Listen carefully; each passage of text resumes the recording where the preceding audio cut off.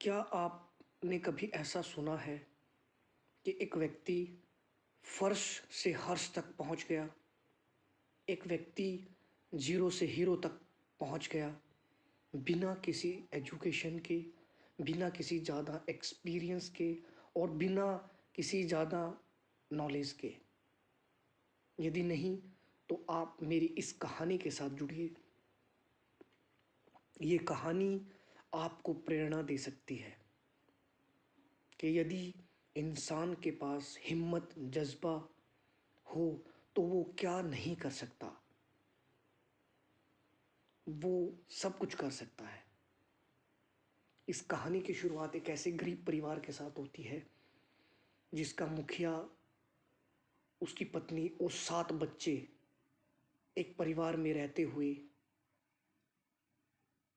अपने जीवन को आगे बढ़ा रहे थे।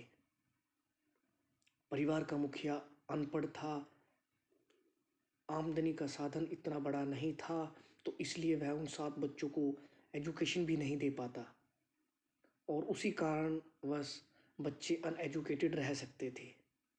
लेकिन उसकी एक छोटी सी पहल ने उनके उसके बच्चों को एक अच्छी एजुकेशन और उसको एक अच्छा रुतबा प्राप्त करवाने में मदद की।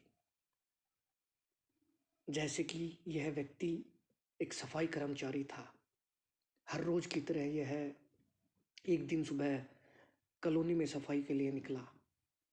जहाँ ये सफाई कर रहा था, वहाँ पर सामने ही एक बिजनेस एडवाइज़र का घर भी था। जब ये सफाई कर रहा था, अचानक वह बाहर निकला और ये बहुत परेशान था, सफाई कर्मचारी। तभी बिजनेस एडवाइज़र ने उसे पूछा कि तुम बड़े परेशान नज़र आ रहे हो। तब इसने बताया कि मेरे परिवार में 7 सदस्य हैं और मैं खुद भी पढ़ा लिखा नहीं हूँ और मैं चाहता हूँ मेरे बच्चों को अच्छी एजुकेशन मिले। मैं ये चाहता हूँ। तो उस बिजनेस एडवाइज़र ने उससे पूछा कि तुम क्या करते हो, कितना कमाते हो? तो उसने बताया कि जितना मैं कमाता हूँ उसमें तो मैं सिर्फ एक दिन में एक टाइम का भोजन ही अपने बच्चों को, अपने परिवार को दे सकता हूँ। एक टाइम वो नहीं खाते हैं, एक ही टाइम खाते हैं। तब बिजनेस एडवाइज़र ने ध्यान लगाया और देखा कि इस व्यक्ति के हाथ में एक झाड़ू है।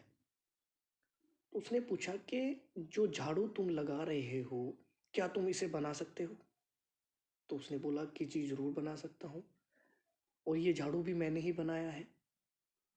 तो उसने कहा कि तुम मार्केट से इसका सामान खरीद के इसे बनाओ और मार्केट में ही बेचो। तब वह वहाँ से सोचता हुआ निकल गया। कुछ दिन उसने उस पर काम नहीं किया, पर एक दिन जब उसको लगा कि नहीं, अब मुझे कुछ करना पड़ेगा, तो हिम्मत करके वह बाजार में गया और वहाँ से कुछ सामान खरीदा और झाड़ू को बनाना शुरू किया। वह दिन में शुरुआती दिनों में वह दिन में 5 से 10 झाड़ू बनाता और उसे बाजार में बेच देता और फिर उस पैसों से सामान ले आता और इसी तरह से धीरे-धीरे करके अब उसके बच्चे भी जो है उसका साथ देने लगे और समय ने इतनी तेज़ रफ़्तार पकड़ी कि अगले 2 सालों में उसने अपना जो एक दिन का जो उसकी लागत थी झाड़ू की, वो 5 से 10 थी और 2 साल में वो हज़ारों में पहुँच गई। अब उसका कारोबार फलने लगा। अब उसके बच्चे अच्छी एजुकेशन ले रहे हैं। अब वो परिवार खुश है।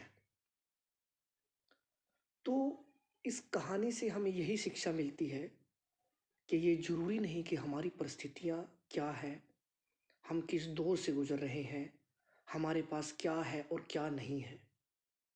इंसान को ये सब बातें भूलकर सिर्फ़ और सिर्फ़ नज़रिए को मज़बूत करना ज़रूरी है। इस कहानी में कई चीज़ें सामने आती हैं। यदि व्यक्ति को एक अच्छा सलाहकार समय पर मिल जाए और व्यक्ति अपना जज़्बा, अपना हौसला बरकरार रखे और उसका एक टारगेट भी होना ज़रूरी है। इस कहानी में शायद इस सफाई कर्मचारी का टारगेट नहीं था, बट बिजनेस एडवाइज़र ने जो हेल्प, जो मदद उसकी की, उसकी वजह से उसे टारगेट मिला और फिर वो उसकी तरफ बढ़ा। परंतु हमें अपने जीवन में एक टारगेट बनाना ज़रूरी है, क्योंकि जैसा लक, जैसी किस्मत इस सफाई कर्मचारी की थी, शायद वो हमारी ना हो। तो हम अब एजुकेशन की तरफ चल ही रहे हैं, तो आप सभी से मेरी विनती है कि आप अपने टारगेट बनाइए और जिस भी टारगेट को आप अचीव करना चाहते हैं, उसके एक्सपर्ट, उस फील्ड में जो माहिर लोग हैं, उनसे ज़रूर एडवाइस लें। कहीं ऐसा ना हो आपको बुखार हो जाए और आप एक इंजीनियर के पास पहुंच जाए कि मुझे बुखार है, या आप किसी मशीन को ठीक करना चाहते हैं और आप एक डॉक्टर के पास पहुंच जाएं, वो गलत हो जाएगा। तो आपको अगर कोई समस्या है तो आप उसके एक्सपर्ट से मिलें। बीमारी के टाइम में डॉक्टर से मिलें, अगर कोई मैकेनिकल वर्क है तो इंजीनियर से मिलें, अगर आप किसी राजनीति के बारे में बात करना है तो राजनीतिज्ञ से मिलें, अगर आपको कोई आर्थिक समस्या है तो फाइनेंशियल एडवाइज़र से मिलें। वो आपको बेहतर